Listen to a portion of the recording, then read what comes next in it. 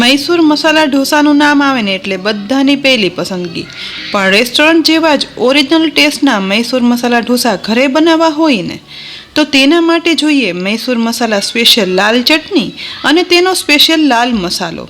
તો કિચન સિરીઝની આ special south Indian વાનગીની સિરીઝના આ વિડીયોમાં પરફેક્ટ માપ અને બધી ટિપ્સ સાથે મૈસૂર મસાલા ઢોસાની લાલ ચટણી અને સ્પેશિયલ મસાલો બનાવી તેના ઉપયોગથી ઓરિજિનલ મૈસૂર મસાલા ઢોસા બનાવશું.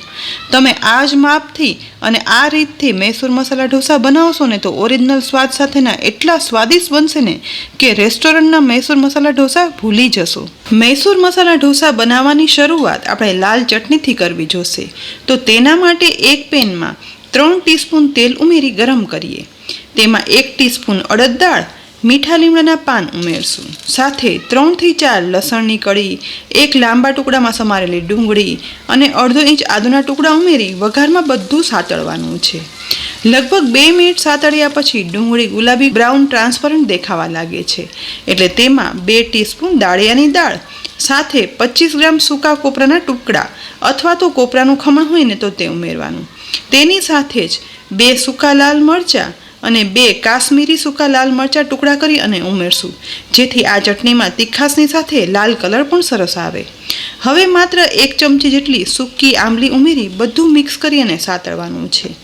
લગભગ વધારે 1 મિનિટ સાતળ્યા પછી બધા મસાલા સહેજ એવા સતળાઈ જાય ને એટલે ગેસની ફ્લેમ બંધ કરી દઈએ અને સતળાયેલા મસાલાને સાવ ઠંડા થવા દેવાના છે. અહીં લગભગ 10 મિનિટ પછી સતળાયેલા બધા મસાલા છે ને તે ઠંડા થઈ ગયા છે. તો હવે આ બધું મિક્સરના જારમાં ઉમેરી દઈએ. મિક્સરના જારમાં મિશ્રણ ઉમેર્યા પછી હવે તેમાં 1 ટીસ્પૂન કાશ્મીરી લાલ મરચું પાવડર, અડધી ટીસ્પૂન મીઠું અને 1/8 કપ પાણી ઉમેરી ઢાંકણ ઢાંકી અને બધું પીસી લેવાનું છે.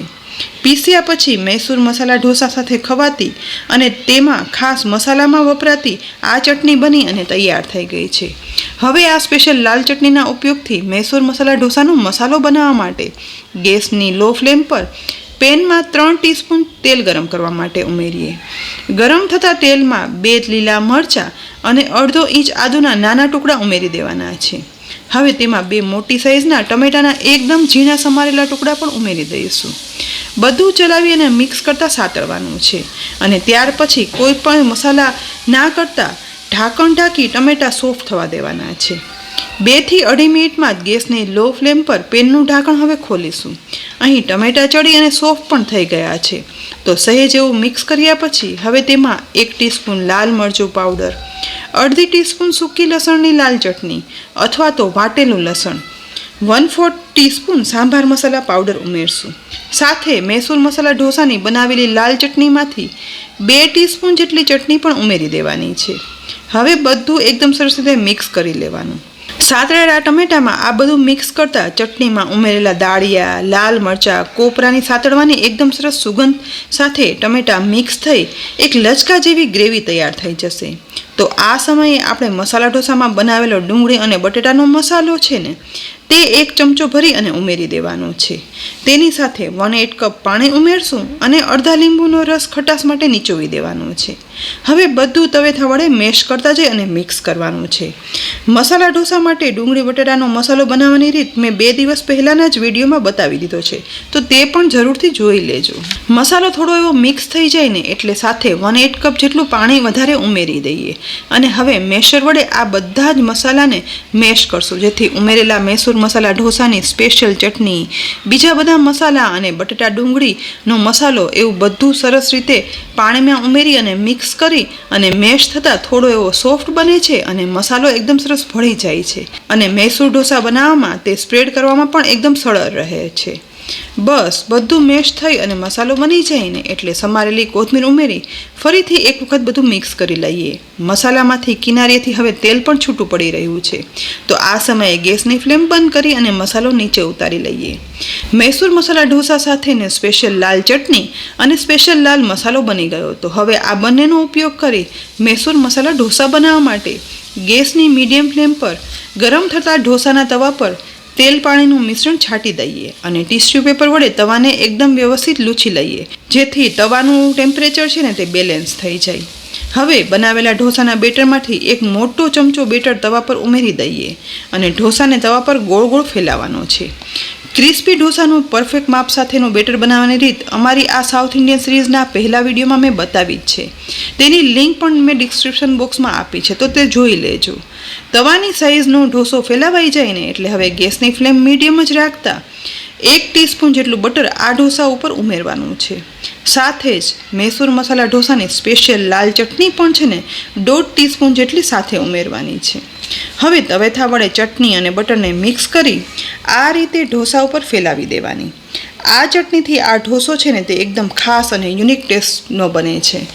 ચટણી અને બટર ઢોસા પર એકદમ સરસ ફેલાવાઈ જાય ને એટલે બનાવેલા મૈસૂર ઢોસાના લાલ મસાલામાંથી 1 તવેથા જેટલો મસાલો છે ને તે આ ઢોસા પર ઉમેરી આ રીતે તવેથા વડે આખા ઢોસા ઉપર એક સરખું લેયર થાય ને તે રીતે ફેલાવી દેવાનો છે. આ સમયે ગેસની ફ્લેમ છે ને તે મીડિયમ હોવાથી નીચે ઢોસો તો એકદમ ક્રિસ્પી થતો જ હશે.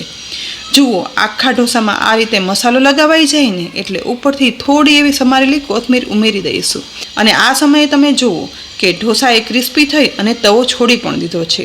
તો આ રીતે તવેથાની મદદથી ઢોસાની એક સાઈડ થોડી એવી ફોલ્ડ કરશું. હવે એ જ રીતે બીજી સાઈડ પણ ફોલ્ડ કરવાની છે અને ત્યાર પછી ત્રીજી સાઈડથી ફોલ્ડ કરવાથી અસલ બહાર જેવો જ મૈસૂર મસાલા ઢોસાનો શેપ આવી ગયો છે.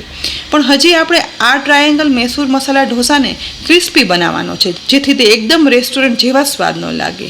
તેના માટે થોડું માખણ ઢોસાની બધી સાઈડ ઉમેરી ગેસની મીડિયમ ફ્લેમ પર આ ઢોસાને શેકાવા દઈશું, જેથી ઢોસાનો પડ ક્રિસ્પી બનશે. અને એ જ રીતે ફરી સાઈડ ચેન્જ કરી બીજી તરફ પણ ઢોસાને ઉપર બટર ઉમેરી દઈ અને શેકાવા દેવાનો છે. બટરમાં શેકાતા એકદમ સરસ મેલ્ટેડ બટરની સુગંધ સાથે એકદમ ખાસ મસાલા અને ચટણી સાથે બનતો મૈસૂર મસાલા ઢોસો તૈયાર થઈ ગયો છે. એકદમ મસ્ત સુગંધ પણ આવી રહી છે. તો બનેલા મૈસૂર મસાલા ઢોસાને આપણે ચટણી અને સાંભાર સાથે પીરસી પણ લઈએ. ઓરિજિનલ સાઉથ ઇન્ડિયન સ્વાદ સાથે મૈસૂર મસાલા ઢોસો, તેમાં વપરાતી સ્પેશિયલ લાલ ચટણી અને લાલ મસાલા સાથે બનાવી અને આ રીતે પીરસશો ને એટલે રેસ્ટોરન્ટમાં મૈસૂર મસાલા ઢોસાનો સ્વાદ છે ને તે એકદમ ભૂલાઈ જ જવાનો છે. તો હજી સુધી તમે જો મૈસૂર મસાલા ઢોસા ઘરમાં ના બનાવ્યા હોય ને તો એક વખત આ જ માપથી ચોક્કસ મૈસૂર મસાલા ઢોસા ઘરે બનાવજો જ. અને ત્યાર પછી કોમેન્ટ બોક્સમાં લખી અને કહેજો કે રેસ્ટોરન્ટ જેવો જ મૈસૂર મસાલા ઢોસા ઘરે બન્યો ને. તમને આ રેસિપી જો ખરેખર સારી લાગી હોય અને ઉપયોગી લાગી હોય તો લાઈક કરી અને શેર કરજો. સાથે જ અમારી યુટ્યુબ ચેનલને સબસ્ક્રાઈબ કરી બાજુમાં આપેલ બેલ આઇકન પણ પ્રેસ કરી દેજો અને અમારા ફેસબુક પેજને લાઈક કરી અને ફોલો કરજો, જેથી બધી રેસિપીના અપડેટ્સ તમને તુરંત જ મળે. ફરી મળશું આવતીકાલે નવી સાઉથ ઇન્ડિયન વાનગી સાથે. ત્યાં સુધી આવજો.